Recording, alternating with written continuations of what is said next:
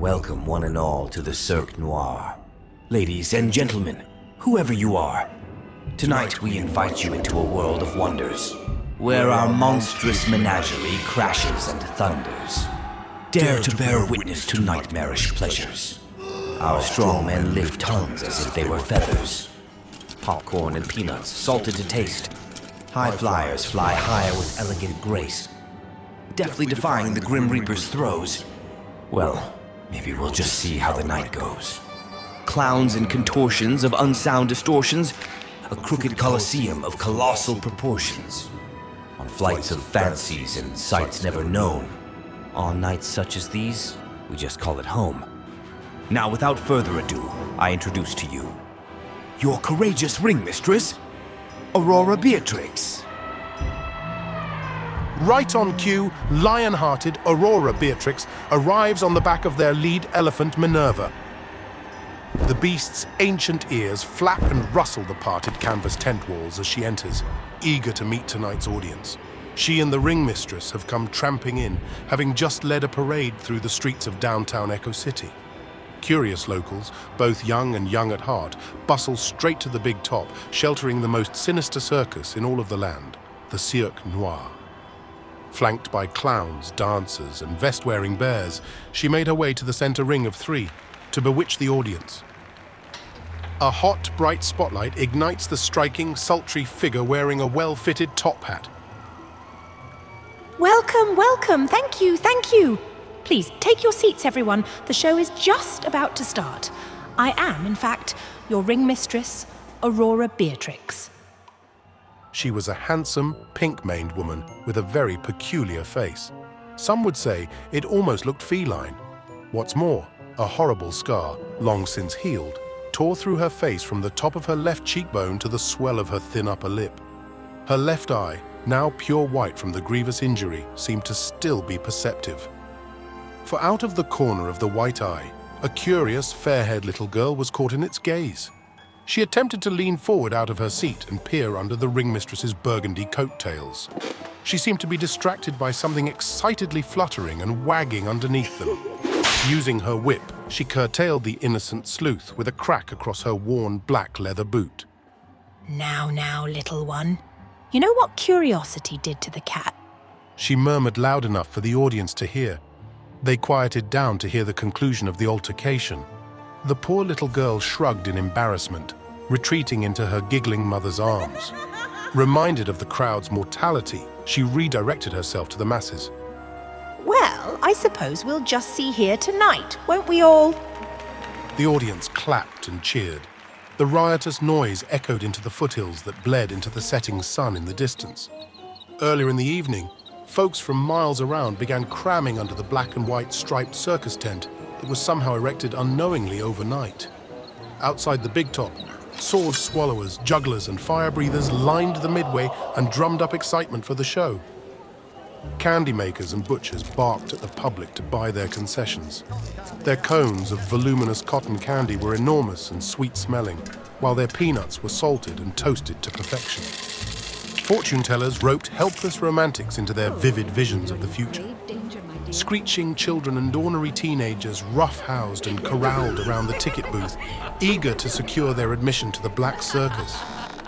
They were only silenced momentarily when a towering stilt-walker strode right over them, laughing and threatening to tumble down upon their heads. His face was gaunt and disfigured by pockmarks, and his wide, grotesque smile was no consolation. But through their rose-colored lenses, the circus appeared loyal to the usual format. Unbeknownst to them, they were about to embark on a sinister tour that would leave them in a dizzied, dazed, and dire state of disbelief. Being the first act of the night is always a tall order, but let's see what our first performers have in store for us. Aurora proceeds with the show. Might I suggest that you sit upon your hats? This next act just might send them flying straight into the stratosphere when you see it. A thick, knotted jute rope drops from the ceiling and Aurora mounts it effortlessly. She rappels somewhere into the canopy above, just as a gang of trick giraffe riders come gliding into the center ring. The necks of the giraffes stretch high into the puckered space beneath the tallest point of the tent. Onlookers struggle to view the entire fleet of animals without lifting up their heads. The animals gallop in a wide circle with tight syncopation. Atop each back of the giraffes is a beautiful ballerina. Their black, lacy, rhinestone-encrusted leotards match their sparkling black tulle tutus. They gracefully balance on point, right in the center of the backs of the well-trained African natives. The giraffes' rugged hooves beat into the floor, unabated by the uneven sandy terrain beneath them. The smiling ballerinas wave and wink casually at their perplexed audience. Though taken aback, the crowd claps and cheers them on as they perform pirouettes in unison. But just as unexpectedly as they came, the troupe expertly trotted out of the back of the tent and into the night. Their waning hoofbeats are soon forgotten as Aurora redirects their attention to herself, sitting in a random seat in the audience. The blinding spotlight whips around, helplessly trying to locate her in the stands. Once it does, she announces the next act. Now wasn't that something?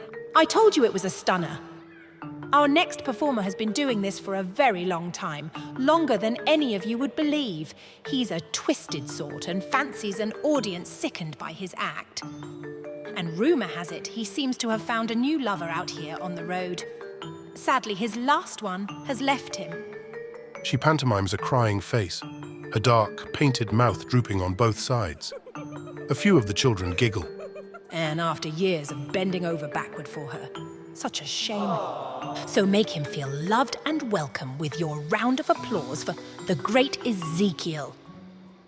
A trumpeting fanfare blares from somewhere beyond the canvas curtain, and an incredibly tall man, riding a comically small unicycle, suddenly races in. He briefly lifts his black satin derby hat and pays his respects to the jeering crowd. His legs pump the pedals faster than the eye can track. His dark, parted and slicked back hair gave him a dapper look, but his thin, ornamental mustache really sold the charm. The females in the audience swoon. Without an ounce of noticeable concentration on his face, he charges toward a group of ringside seats, causing their occupants to stir and recoil away from the impending impact. But in the blink of an eye, the great Ezekiel was facing the other way, and he was heading back from where he came from. In his wake is left an astounded crowd that now realizes he had twisted his torso all the way around at the waist and was now pedaling backward around the ring, though his head was facing forward. As he cycled past the entrance, 3 black bowling pins flew into his hands through the curtain, one at a time.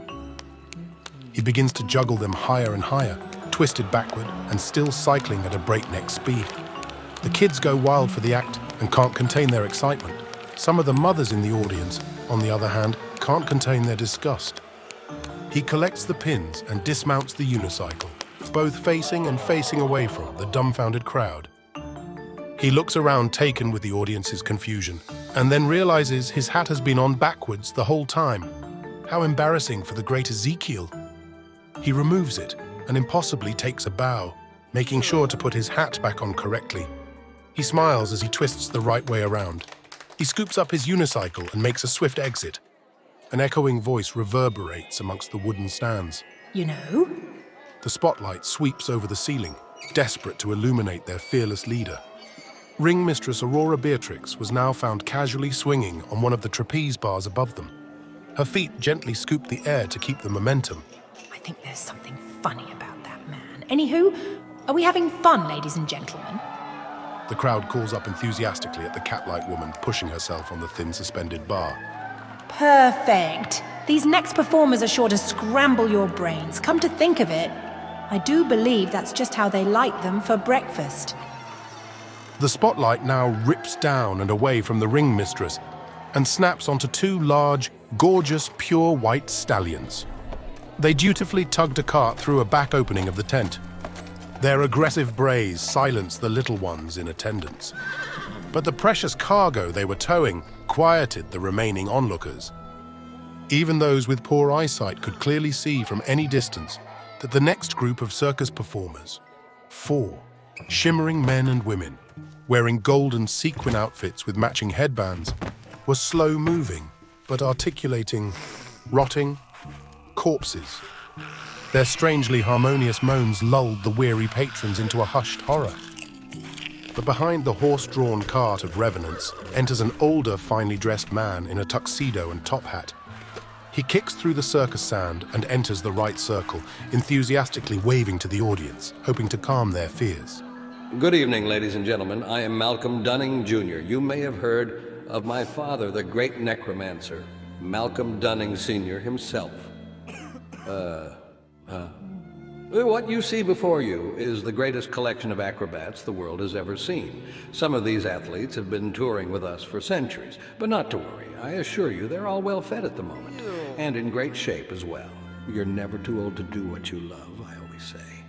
Now, for a bit of stage magic I picked up from my granddad. He reaches into the inside of his jacket and carefully produces a long, ancient wooden wand. With a gentle swish and flourish of the relic, the troupe of long-dead trapeze artists jump to life, as if an electric current passed through them simultaneously. They wriggle and vocalize, indicating their mix of excitement and contempt for the act. One by one, they climb 30 feet up the dirty rope ladders at either edges of the center ring to their final respective destinations. Tiny landings were suspended from poles that jutted through the top of the tent. Malcolm Dunning Jr. smiled as they made a successful climb to the top, though his eyes still carried a frothing glaze of concern.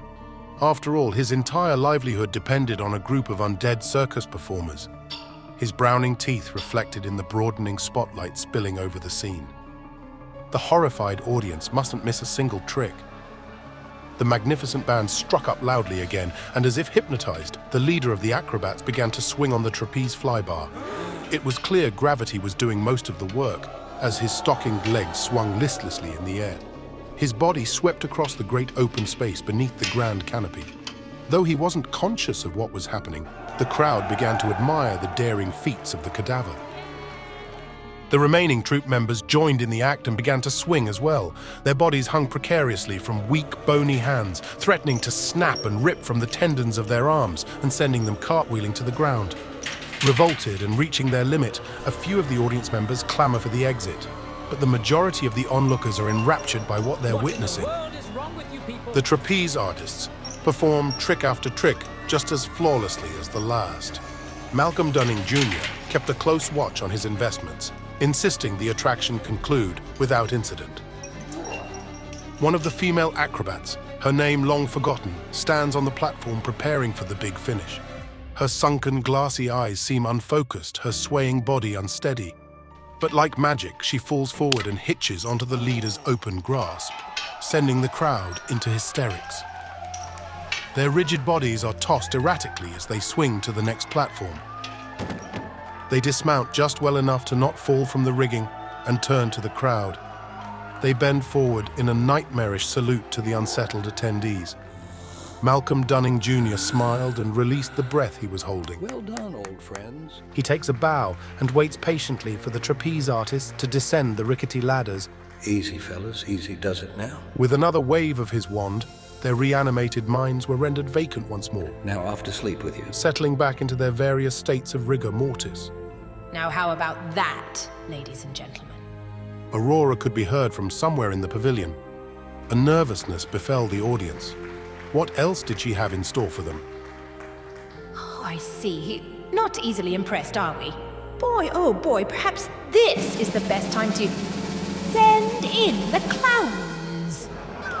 The bright trill of a slide whistle slices through the air, and a barrage of Victorian circus clowns spills in from the back of the tent. The spotlight met them as they arduously stomped onto the center stage in their oversized shoes. Their big, bright red noses complemented their large, spotted cone hats, which trapped their natural, long, wispy hair underneath. But as the light illuminated their faces, the crowd could see that they looked deformed, misshapen, almost demonic. It was as if their faces were being reflected in a funhouse mirror. Their proportions were stretched unnaturally across their faces, and their teeth were ground to sharp points. They squirted blood at each other from their wolfsbane flower brooches, then laughed and giggled at the crowd. They honked brass horns in children's faces as they passed, and hypnotically spun the pretty pastel parasols within their clutches. Balloons were blown up and masterfully twisted into macabre objects like human hearts and nooses. Hijinks ensued, and they tussled over what the audience hoped was a leg of lamb, though the flesh still dangling from it appeared highly suspect. Finally, Ringmistress Aurora Beatrix makes another reappearance. She's being carried in by a large clown in an aging wooden wheelbarrow. Thanks for the ride, boys. Oof.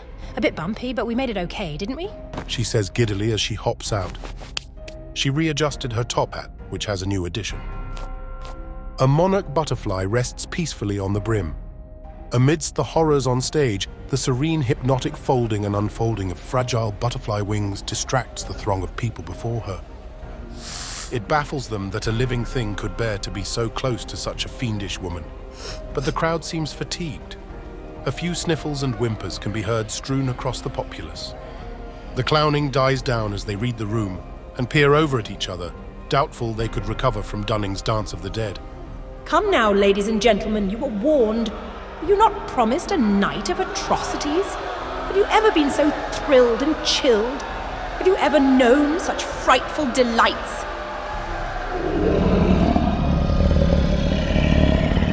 A powerful, tent-rattling roar erupted from her mouth. The demonic clowns clutched their ruffled collars as they cowered in fear behind each other. Some of them wagged their white-gloved fingers at the petrified audience in disappointment. Aurora pulled herself together and straightened her bow tie. A blood-caked clown offered her a supportive pat on the shoulder. Then she had an idea. A marvelous, devilish idea. A stampede. No one can resist the march of her monsters. With a loud whistle through her teeth, she beckons all available circus folk to pour into the tent and slather the remaining audience in wonder. The stilt walker emerged first, recklessly teetering over the stands. The strong man swung into action next, still carrying a flirty local from outside on his shoulder. The fire breather then darted inside, immediately captivating the crowd with his scorching kerosene jets. The great Ezekiel returns and performs even more impossible bends. All the while, the coy Malcolm Dunning Jr. avoids detection just outside the tent in Clown Alley. The spinning black ballerinas and even Minerva the elephant find a spot under the big top. Chaos rocks the arena as a giant lioness with one white eye rolls in on top of an enormous black ball. After standing on its hind legs and releasing a megawatt roar, it pounces from the balancing orb and into the audience, triggering everyone in the immediate area to tear towards the exits. They abandoned their popcorn boxes and souvenirs in favor of their lives. As the final patrons flee the circus tent to return to their warm, safe, familiar homes in Echo City, the macabre Cirque Noir merrily celebrates another stupendous show. The great Ezekiel slowly approaches the purring lioness and carefully props Ringmistress Aurora's hat. Upon its bowing head,